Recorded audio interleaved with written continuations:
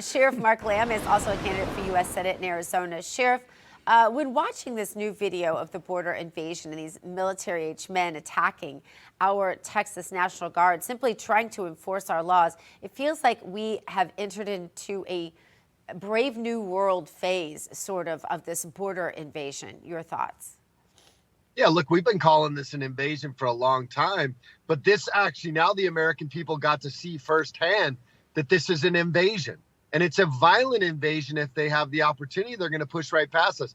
You know, Dr. Gina, the reason why we haven't seen this sooner is because the Border Patrol is so outmanned right now that they've pulled back their resources. They're not on the border. If they were on the border, one agent per 200 people, you'd be seeing a lot more violent conflicts. And we still have them even on the border down here where they try to attack Border Patrol agents.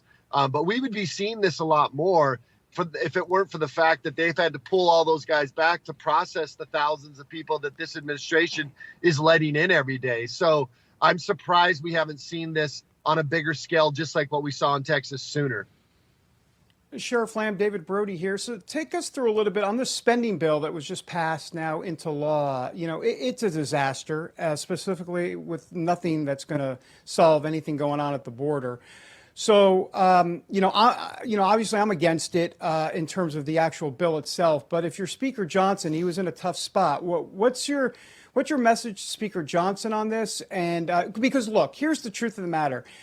These people in Congress can say they're against the bill. That's fine. But they're not in Speaker Johnson's shoes. And he's this art of the deal that he has to deal with, which is a bunch of rhino Republicans, and that's a whole different situation for him. So I'm just curious what your take on all of this is. Look, I don't envy the position that he's in, but he's in the position, and the position is you've got to defend the American people. I think that's what most elected officials forget.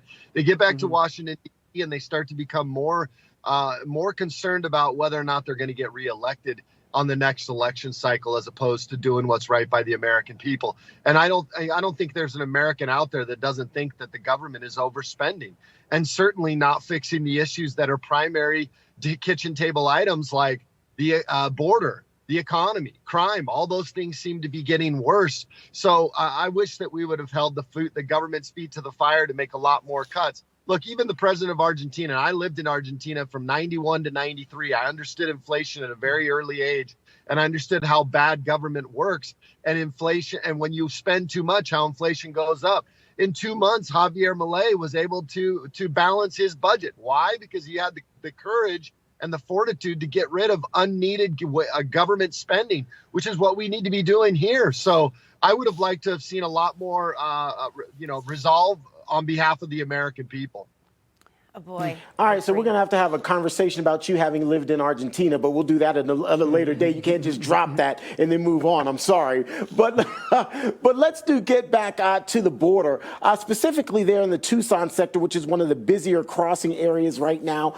One of the things we often hear about is the people who are being let into the country, the fact that they're being processed and then just allowed in. But that doesn't take into account the people who are sneaking in that we don't even know of. Put that into context and perspective for us.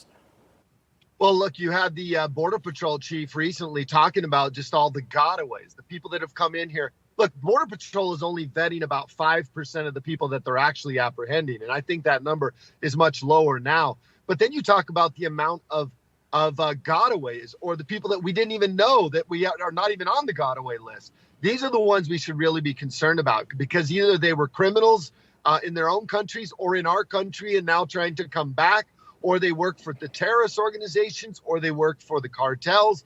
That is predominantly what you get, and they're military-age men. This is what we deal with here in Arizona in the Tucson sector where I'm at. We're getting all the military, we're getting all these gotaways, which are predominantly military-age men in camouflage clothes, carpet shoes, backpacks. They're bringing drugs in, they're bringing bad people in, they're bringing people in that we don't want in this country, and that's what we should be alarmed about. And they're kind of, like when the Border Patrol chief gets out there and says, look, I'm really concerned about these 144,000 people this year that have come in, that's a problem. Sheriff, I want to turn for a moment, if we can, to the ISIS terror attack that happened in Russia. More than 130 people dead, more wounded. This was at a concert hall, and I wonder when something like this will happen in the United States, how many ISIS terrorists have walked across our border, if you had to guess, Sheriff? Boy, I don't. If I had to guess, I mean, I would say we're in the thousands, to be honest with you. And then I think, I was talking to an FBI guy, and I think I've mentioned this to you guys on your show. He was saying, look, what we're concerned about is the secondary and the tertiary people that maybe are not on the terrorist watch list yet, but that are fully capable and willing to go in and execute something like this. But I will tell you, Dr. Gina, I think Americans have gotten to this point where we think that terrorism only looks like a bomb or a gun, somebody walking into a big event and shooting people or flying a plane into a building. Mm-hmm. You know that over the last few years, every year, the leading cause of death in America is fentanyl poisonings. I would say that the terrorist attack has been upon us for the last 3 years because we've lost unprecedented amounts of Americans, and we're not even talking about it. So the terrorist attack is here. They've just chosen their method of execution is through fentanyl and fentanyl poisonings that China brings to the cartels. So I would say we're already under a fentanyl attack that is costing us more American lives than anything else. It's part of the reason, Gina, why I'm running for the Senate, because these are issues that have to be fixed on the federal level. Protecting our border. Look at the consequences of not having policies that protect our border. It harms American communities, puts us at risk to terrorist attacks, and we're losing American lives every day because of it.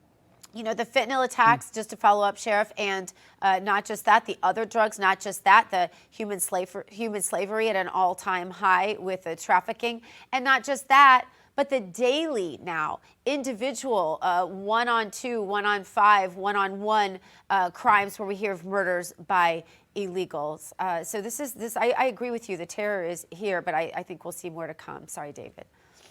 Yeah, well, Sheriff, I wanted to ask you about the screening process here.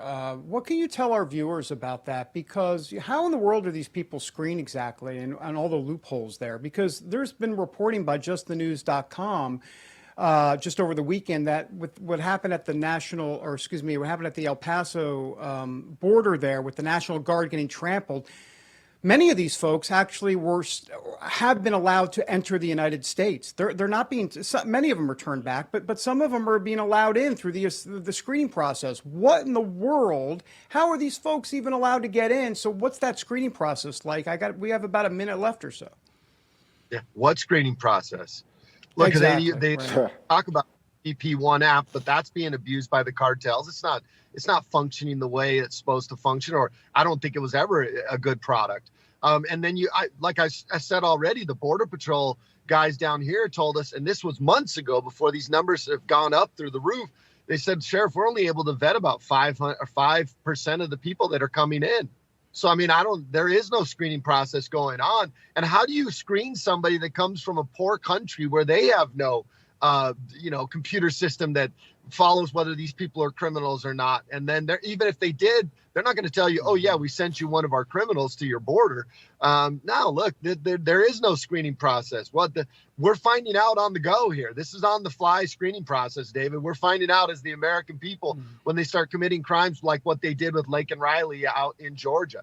That is becoming the screening process for the American people. And it's unfortunate because our federal government has completely failed the American people.